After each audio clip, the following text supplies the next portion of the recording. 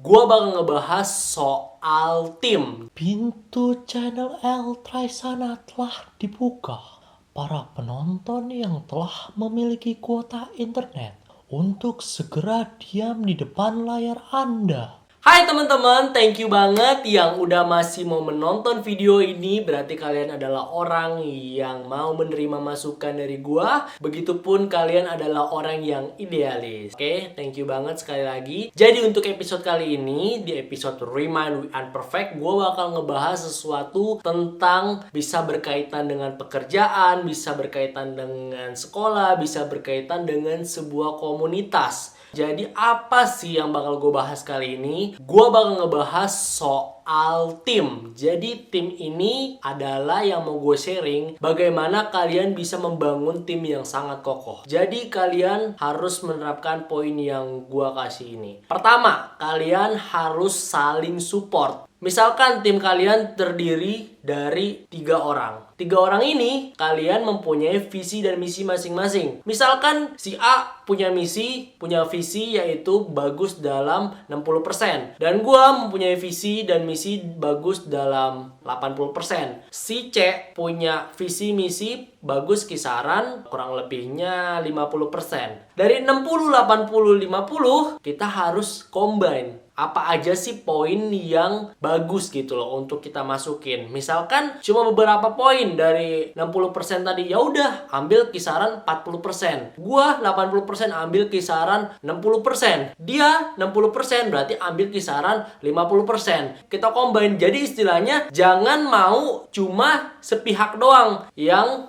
dipilih untuk mempunyai visi misinya aja yang diambil. Jadi usahakan kita kan tim nih. Jadi kita harus dengan keputusan bersama kayak gitu loh. Jadi jangan mau sebelah pihak lah, jangan mau ego tinggi juga gitu loh. Kalian juga harus saling mengerti satu sama lain karena kalian tim gitu loh. Kedua di sini adalah loyalitas tinggi. Kenapa sih gue bilang loyalitas tinggi? Pada saat kita ambil contoh, kalian sudah ada di suatu organisasi tadi, ya kan, tim tadi, dengan kumpul dengan teman kalian yang kita mau kerja nih misalkan. Kalian ada urusan di luar sana, misalkan ya gue meskipun dipilih tapi gue ada urusan lain nih, misalkan sama orang tua atau sama pacar, sama keluarga. Itu hak kalian, tapi di satu sisi udah di sini gitu loh. Jangan pikiran kemana-mana. Waktu lu di sini kan nggak lama, paling lama ya sejam atau 2 jam. Kan sisanya lu banyak gitu loh waktu untuk meluangkan ke yang lo perlu lagi gitu loh. Yang lo misalkan ke keluarga lo atau ke pacar lo, ke yang mana. Lo harus loyalitas tinggi. Yang ketiga adalah respect each other. Jadi kenapa sih gue bilang harus respect? Jadi lo harus menghargai. Menghargai itu kunci-kunci yang paling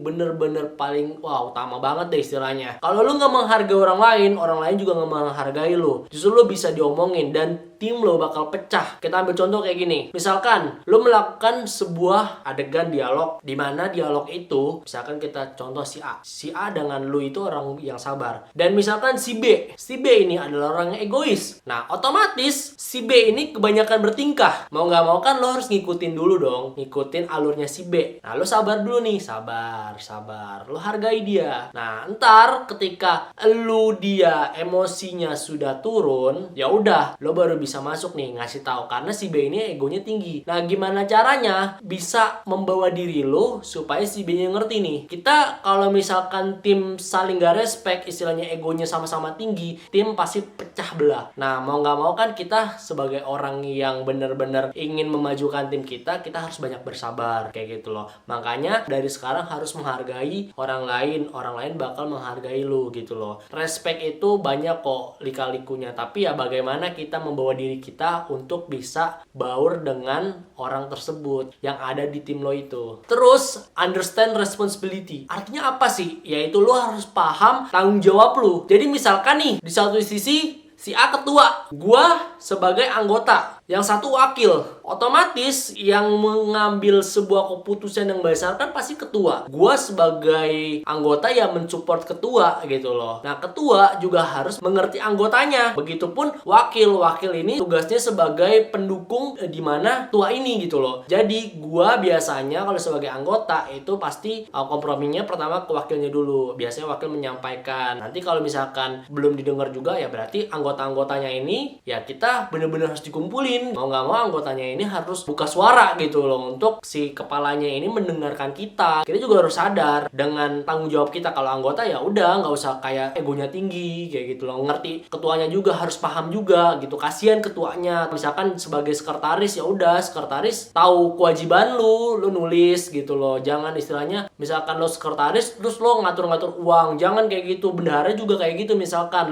bendahara nih, ya kan, lo ngatur uang nih, terus lo mau jadi sekretaris, kecuali lo mengajukan diri, ketua gue boleh nggak nih bantu sekretaris untuk nulis gitu, ngomongnya menyampaikan yang baik-baik. Kelima, komitmen. Nah, ini ada berkaitan dengan loyalitas tinggi. Jadi ketika lo sudah komit fase dimana lo memilih tim ini, ya kan, tim A misalkan, nah lo udah komit nih, sebelum ditanyain lo gimana, bisa nggak gini-gini, iya bisa. Nah, jangan sampai pada saat lo bilang bisa, terus ujung-ujungnya pas udah di tengah jalan, udah oke nih, udah ngeklop, lo tiba-tiba ada kendala, waduh gue nggak bisa nih gini. Tapi di satu sisi kan lo tadi udah bilang lo bisa jauh-jauh hari gitu loh. Nah, itu nggak baik juga gitu loh. Nanti sometimes ketika lo melakukan hal seperti itu, nah tim lo nggak bakal mau lagi milih lo. Nah, jadi udah harus di dalam hati lo ini yang paling dalam, lo harus bener-bener komit dengan tim lo yang itu. Kalau emang nggak bisa ya bilang nggak bisa, kalau bisa ya bilang bisa gitu loh. Yang terakhir ini adalah evaluasi rutin. Jadi evaluasi rutin